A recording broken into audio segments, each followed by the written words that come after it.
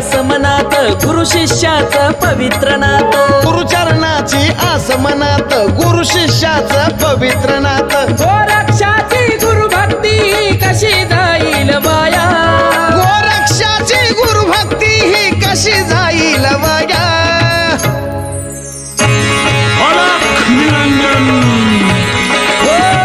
मृदुंगामधून आवाज आला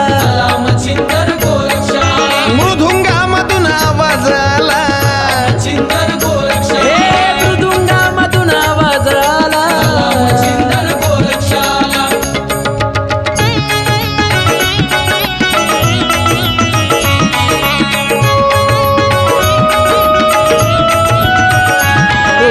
कलिंग नावी नर्तकीची भेट आकस्मित होई गोरक्षाचे वादन पाहून हर्षित होऊन जाई